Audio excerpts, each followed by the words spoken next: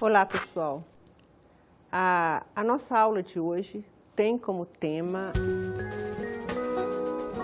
a teoria da argumentação na língua. O estudo da argumentação dentro da linguística parte de duas origens, de duas vertentes diferentes.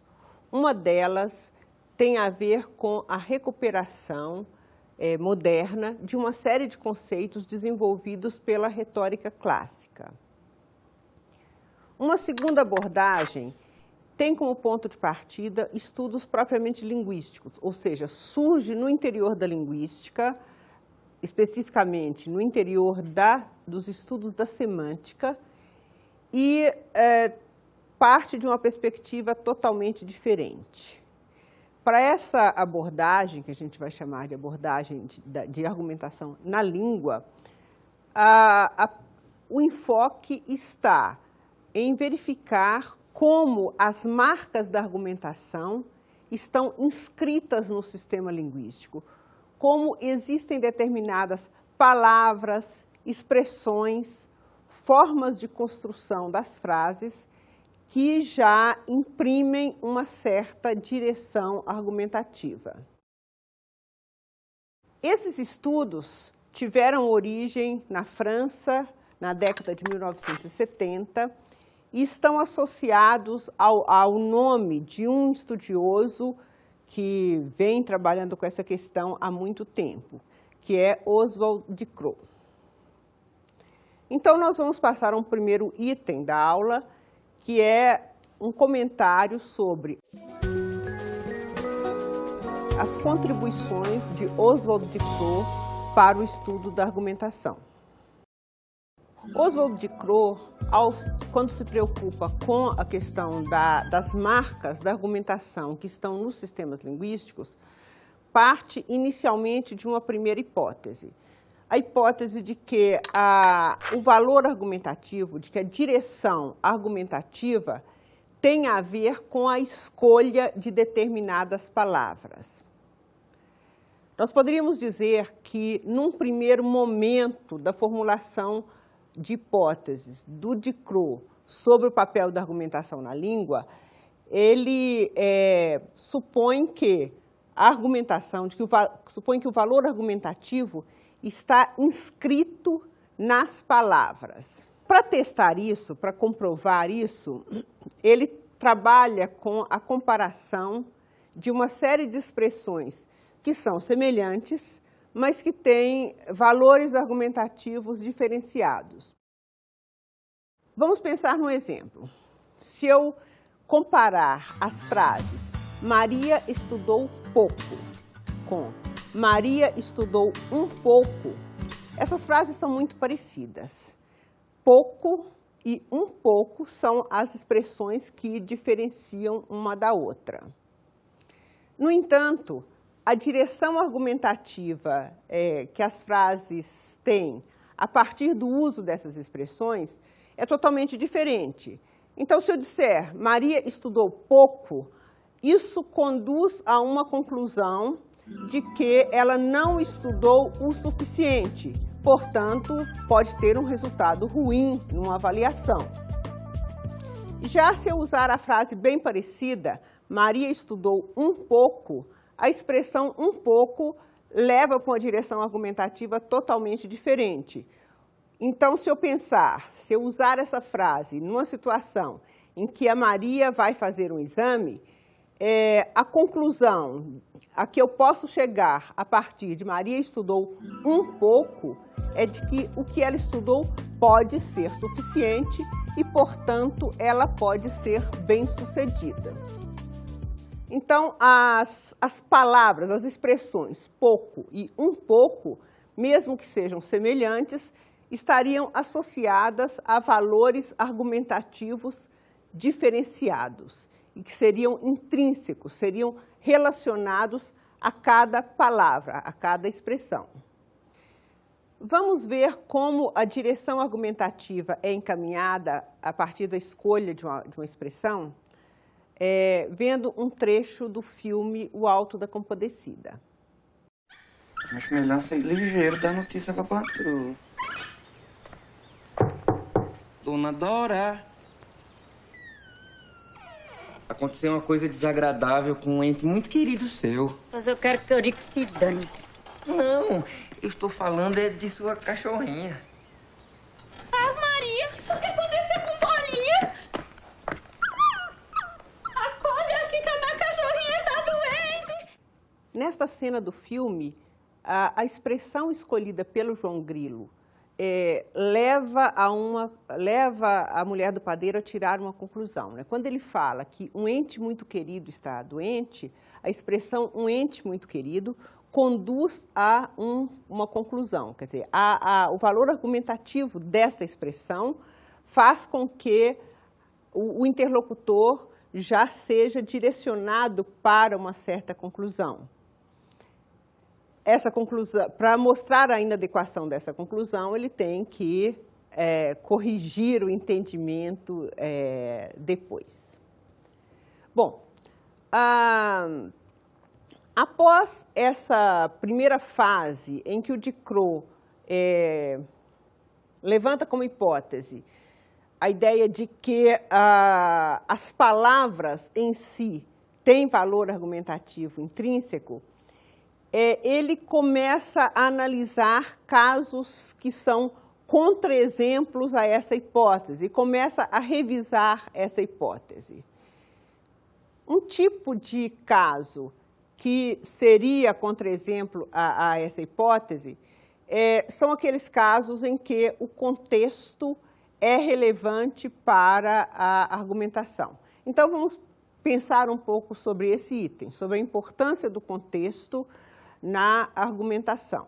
Se nós tomarmos uma frase como o trem vai partir daqui a 15 minutos, esta frase pode ter valores argumentativos diferentes, ou seja, pode encaminhar para conclusões diferentes, dependendo do contexto em que ela é produzida.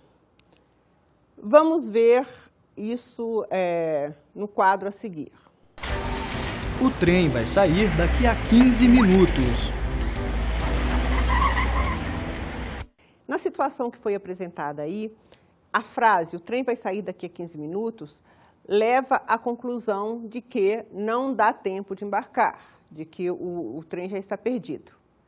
Mas isso não é definido pela frase em si, e sim por uma série de informações contextuais, ou seja, pela situação em que ela foi proferida. Está distante da estação, numa situação de congestionamento, numa situação em que a conclusão daquela frase vai ser a impossibilidade de pegar o trem. Mas nós podemos imaginar esta mesma frase usada num outro contexto e levando a conclusões diferentes. Vamos ver o quadro. O trem vai sair daqui a 15 minutos. Esse segundo contexto de uso da frase, o trem vai sair daqui a 15 minutos, leva a uma conclusão diferente. O trem vai sair daqui a 15 minutos, portanto, vamos nos apressar e entrar no trem. Quer dizer, a conclusão de que o trem não está perdido, de que é possível ainda embarcar. Bom, o que define a diferença não são as expressões linguísticas utilizadas, mas os diferentes contextos em que as expressões linguísticas aparecem. Vamos ver uma outra situação. Prova da importância da contextualização dos enunciados são as polêmicas em que se envolvem as pessoas públicas e jornalistas. Frequentemente, atores, políticos, artistas e famosos usam sua assessoria de imprensa para desmentir fatos publicados, alegando que as frases foram retiradas de seu contexto original e, portanto, tiveram seu sentido alterado. Um discurso politicamente correto pode, num piscar de olhos, transformar-se em uma frase preconceituosa. Esse exemplo mostra uma outra forma de encarar a questão do contexto, da importância do contexto na argumentação. A fala do político, quando considerada isoladamente, a frase que foi destacada, pode levar a uma determinada conclusão. Se essa frase for considerada no interior do contexto linguístico em que ela foi usada, a direção é outra. Ou seja, o contexto vai envolver não só a situação extralinguística em que o texto ocorre, mas também o conjunto de afirmações que estão em volta. E essas afirmações que fazem parte do contexto, as frases vizinhas, digamos assim, também contribuem para dar a direção da argumentação. Então, já vimos que o Ducrot começa inicialmente preocupado com o valor argumentativo das palavras em si, depois ele passa a se preocupar com a importância do contexto para a argumentação, então já não fica no valor das expressões linguísticas isoladamente, mas considera o seu uso e aquilo que rodeia o seu uso, né? E vamos ver também que ele passa a considerar um terceiro elemento. Esse terceiro elemento diz respeito não às palavras isoladamente, mas aos encadeamentos. Então, ele levanta nessa terceira forma de pensar na argumentação na língua a questão das conjunções que fazem o encadeamento entre as proposições. O Ducrot, nos trabalhos mais recentes, focaliza sua atenção nos encadeamentos entre proposições e nas expressões que fazem esses encadeamentos, ou seja, nas conjunções. O Ducrot passa a se preocupar com a escolha das conjunções que fazem a ligação, coisas como mas, porém, embora, entretanto, e com as conclusões que são estabelecidas. Ou seja, a partir dessa perspectiva, a argumentação, o valor argumentativo está na relação entre o encadeamento e a conclusão extraída a partir desse encadeamento. Segundo o Ducrot, não é possível você prever previamente a que conclusão você pode chegar a partir de uma determinada proposição. O que você pode fazer é analisar o resultado argumentativo que você tem a partir da construção como um todo, das proposições e do encadeamento entre essas proposições. Vamos considerar um exemplo. Se eu tiver uma frase, o bar está quase vazio, portanto, vamos entrar. Eu posso imaginar essa frase produzida numa situação em que o casal está a fim de ter uma conversinha mais tranquila e o fato de o bar estar vazio é uma situação favorável à conclusão de que eles querem entrar no bar. Eu posso pegar a mesma frase, o bar está quase vazio, e concluir, portanto, não vamos entrar.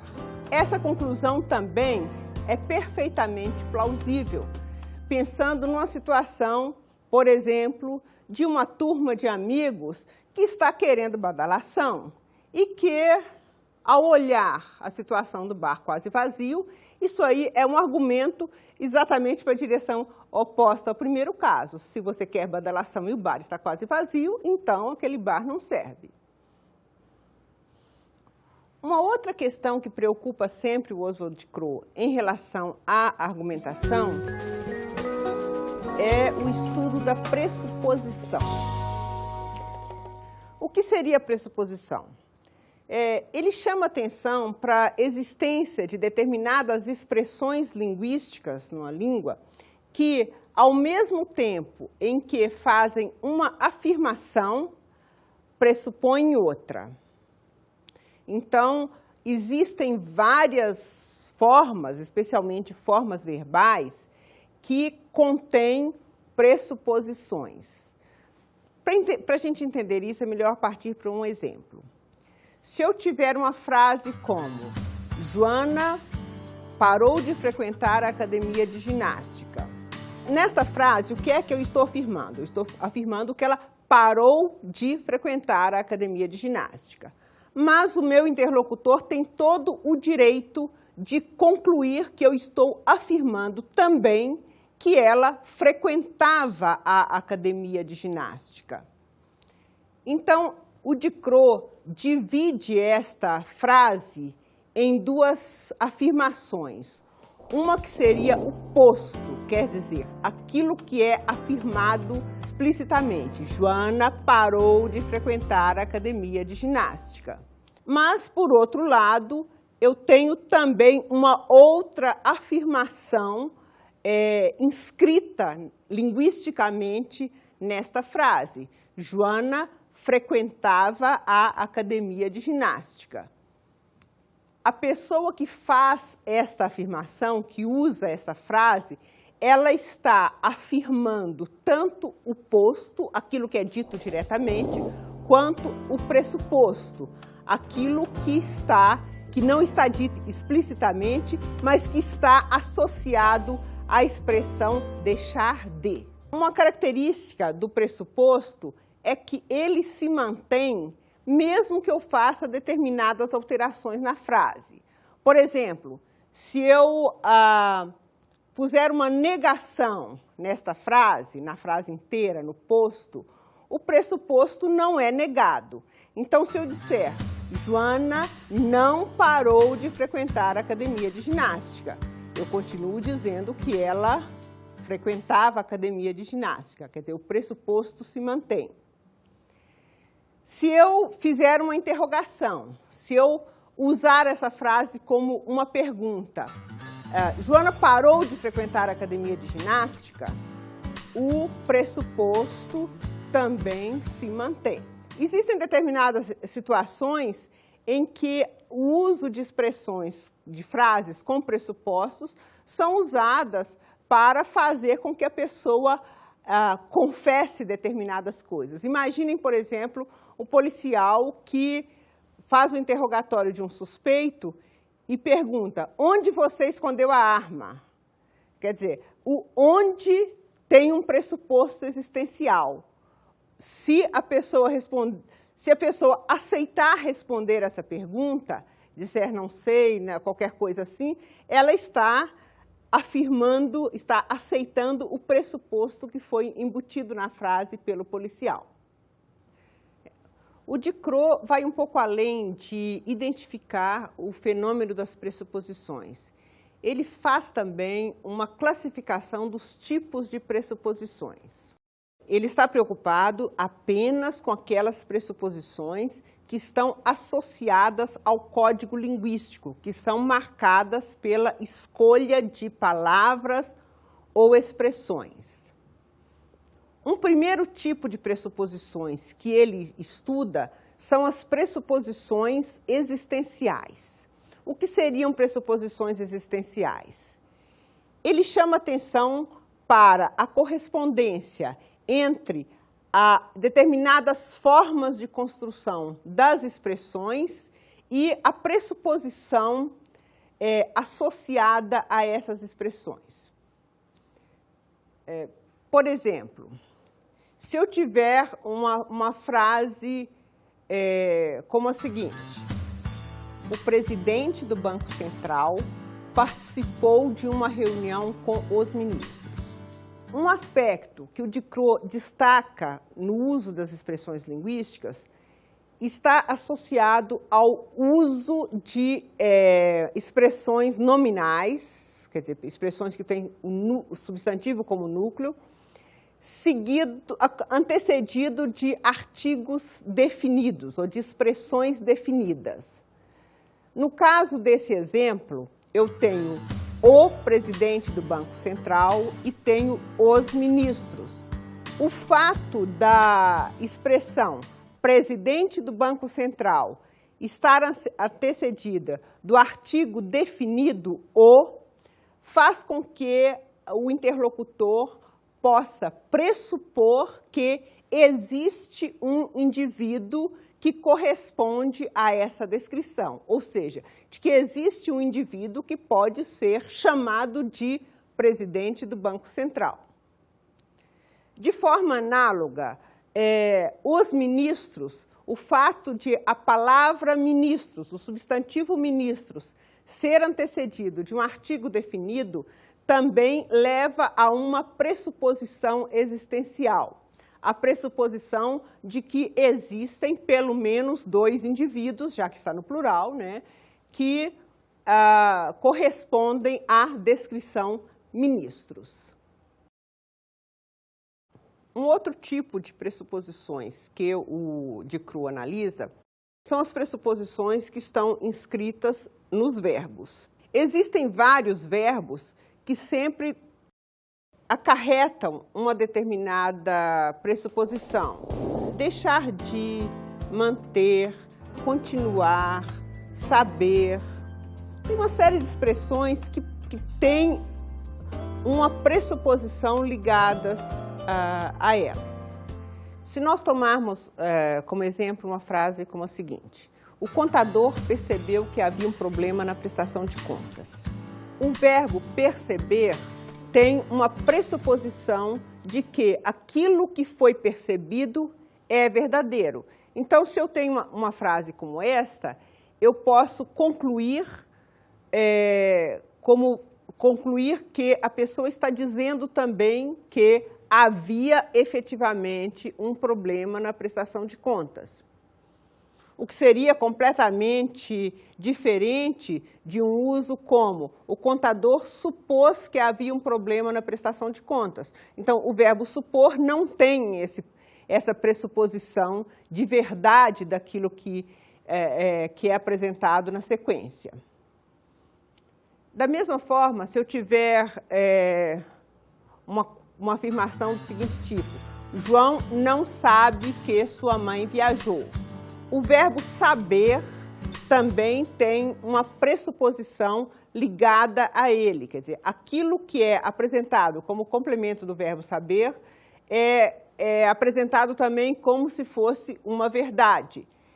Então, a partir desta frase, eu posso concluir que o que é pressuposto, ou seja, que a mãe do João viajou, é verdadeiro. Isso é dito também, ainda que não seja diretamente. Se eu tivesse assim, João pensa que sua mãe viajou, não haveria esta mesma relação de pressuposição, porque o verbo pensar não está entre os verbos que têm essa pressuposição ligada a ele. Vamos ver um exemplo de uso de um verbo com pressuposição dentro de uma construção poética. Vamos ver como Manuel Bandeira, no poema Momento num Café, trabalha com um verbo que tem uma pressuposição e, com isso, cria um determinado efeito no texto para a interpretação.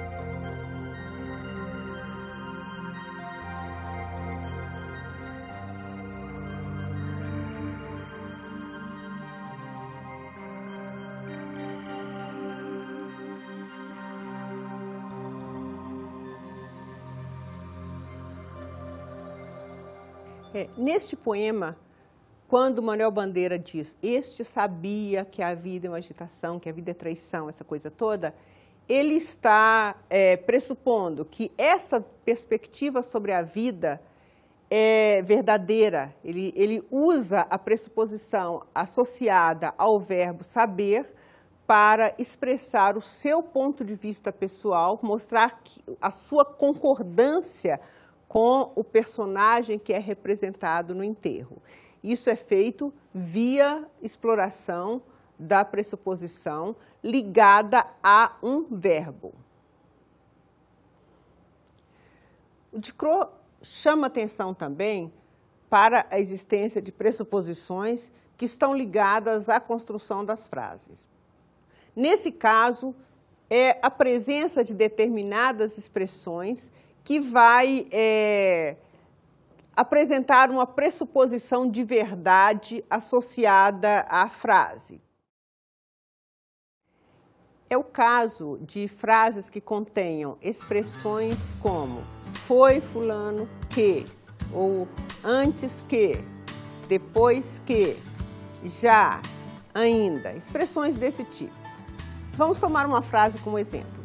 Se eu tiver a frase, foi o Antônio que abriu a porta, a expressão foi que, usada nessa frase, implica num pressuposto de que alguém abriu a porta. O que a frase vai acrescentar de informação nova é que esse alguém foi o Antônio. Mas a presença do foi que, da expressão linguística, é fundamental neste caso para a pressuposição, para inserir na informação a pressuposição de que alguém abriu a porta. Bom, um outro conceito que é importante na formulação da teoria da argumentação na língua do Ducrot é o conceito de subentendido. O que seria subentendido, né? Há uma diferença significativa entre o conceito de subentendido e o conceito de pressuposto. Nós mostramos já que a pressuposição está inscrita na língua, ou seja, está associada ao uso de determinadas expressões linguísticas. Já o subentendido é algo que não está explícito linguisticamente, mas tem a ver com as condições, com o contexto, com a situação geral de uso da língua. Pelo subentendido, o falante pode sempre dizer alguma coisa ou dar a entender alguma coisa sem assumir a responsabilidade daquilo que ele deu a entender. Ele sempre pode dizer que a intenção dele não era dizer aquilo, que a interpretação que o outro fez foi equivocada. Isso se dá porque o subentendido é muito mais fluido, ele não é marcado linguisticamente, ele depende de uma atribuição, de uma intenção ao falante a partir do que ele disse e da situação em que ele usou determinada frase, determinada expressão. Por exemplo, se a gente tiver um grupo de amigos conversando numa sala e um deles diz, está muito frio, isso pode ser interpretado como um pedido de que a pessoa feche a janela ou de que ligue um aquecedor, ou seja, ele não, a expressão está muito frio não tem nenhuma marca linguística relacionada a fechar a janela, a ligar aquecedor, a um pedido feito. Isso é dado pela situação e pela atribuição por parte dos interlocutores de uma intenção ao falante. Se você imaginar a seguinte situação, dois colegas estão conversando e um pergunta ao outro, você não está com fome? Bom, essa frase pode ser interpretada como tendo um subentendido, que seria um convite, né? Vamos almoçar? Imagine uma outra situação. Um namorado chega para a namorada e diz muito discretamente, olha, a Cristina está fazendo um regime muito eficiente. Pode haver aí uma intenção subentendida de dizer, olha, você está gordinha, por que não faz um regime também? Né? Por que não segue o exemplo da Cristina? Então, em todos esses casos, a pessoa pode sugerir alguma coisa, isso fica apenas no nível da sugestão, do subentendido, e tudo depende da interpretação que o interlocutor dá. E, ao mesmo tempo, a pessoa que que proferiu a frase, tem uma margem bastante ampla para se desculpar. Se a namorada disser para o namorado, você está me chamando de gorda? Ele vai dizer, não, eu estava só comentando que o regime dela é interessante, é eficiente, que ela está ficando magrinha. A pessoa sempre pode dizer, minha intenção não era esta. Então, o subentendido deixa essa margem para o falante não assumir a responsabilidade daquilo que ele sugeriu. Vamos ver isso em uma cena do filme O Show de Truman. What did you want? I made macaroni. I'm not hungry. You know, you really ought to throw out that mower. Get one of those new elk rotaries. Nesta cena, quando a esposa do personagem afirma que fez macarrão, isso não é simplesmente uma afirmação. Existe um subentendido aí, que é um convite para o jantar. E quando ele diz que está sem fome, também ele está implicitamente dizendo que não aceita esse convite. Então, nesse diálogo, a comunicação se dá através de informações que ficam subentendidas. Bom, o Ducrot, na teoria dele, na formulação da teoria dele, se preocupa muito com a identificação de uma classe de palavras que é bem interessante, que é o que ele vai chamar de operadores argumentativos. É o que nós vamos ver a seguir.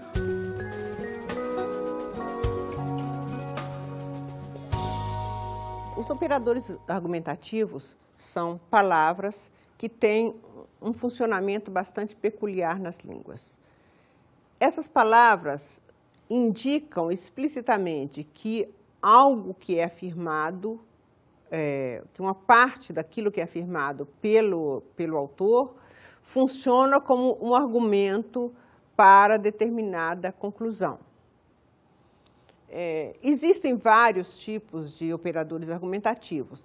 Nós vamos focalizar a atenção nesta aula apenas um subconjunto deles, que são aqueles operadores que trabalham com afirmações que estão em oposição. O Ducrot destaca bem que quando uma pessoa fala duas coisas, junta duas coisas opostas, ela se compromete com uma delas e não com a outra. Então, se eu tiver duas expressões, duas afirmações ligadas por uma expressão como mas, porém, contudo, entretanto, essas expressões que marcam a oposição, a escolha da expressão e o ponto em que essa expressão aparece na construção da frase já delimita, já indica qual é a direção argumentativa, ou seja, o que se pode concluir dali, quer dizer, qual é a posição do autor frente àquelas duas afirmações antagônicas que são apresentadas na sua fala. Vamos imaginar a seguinte situação. Tem entre duas amigas, uma namora um rapaz chamado João. A amiga dela diz o seguinte, bom, João é um rapaz sério e trabalhador, mas vive trocando de namorada. Importante aí observar o uso da expressão mas. Conforme o Ducrot destaca, o uso da expressão mas indica a direção da argumentação, ou seja, a frase que é introduzida, a afirmação que é introduzida pela expressão mas, vai dar a direção da conclusão. Se eu digo, João é sério e trabalhador, mas vive trocando de namorada, eu quero encaminhar para a conclusão. Não vale a pena continuar namorando com ele. A mesma coisa, a mesma direção argumentativa é dada por palavras como porém, contudo, no entanto, entretanto. Essas palavras vão encaminhar a direção argumentativa de forma semelhante ao uso do mas. Ou seja, a oração que tem esses operadores argumentativos é que vai dar o ponto de vista ao qual o falante adere e, portanto, vai dar a direção possível para a conclusão. Entre o conjunto de operadores argumentativos de oposição, o embora vai ter um funcionamento diferente desses outros. Quando eu fizer o uso do embora, a proposição, a afirmação que for introduzida pelo embora não vai dar a direção da argumentação. A direção da argumentação vai ser dada pela afirmação que não contém a conjunção. Então, se eu tiver, embora João seja um rapaz sério e trabalhador, ele vive trocando de namorada. Então, nesse caso, a direção argumentativa é dada pela frase que não tem o conectivo, ele vive trocando de namorada, e a conclusão seria, portanto, não vale a pena continuar namorando com ele. Então, pelos fatos, pelos vários exemplos que nós discutimos nessa aula, nós procuramos dar algumas indicações de como Oswald de Crowe, na sua teoria da argumentação na língua, mostra como as expressões linguísticas, ou como o uso linguístico está relacionado a indicações argumentativas. Ou seja, como a escolha de determinadas expressões, a construção de frases, a relação frase-contexto, levam a pensar, direcionam, de certa maneira, as conclusões possíveis a partir de determinadas afirmações.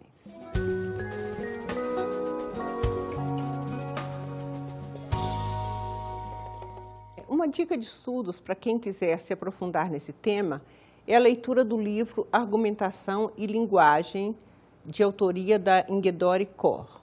Nesse livro, ela faz uma apresentação das principais contribuições do de Crowe para a análise da argumentação e também faz uma análise dos principais operadores argumentativos em português. Bons estudos!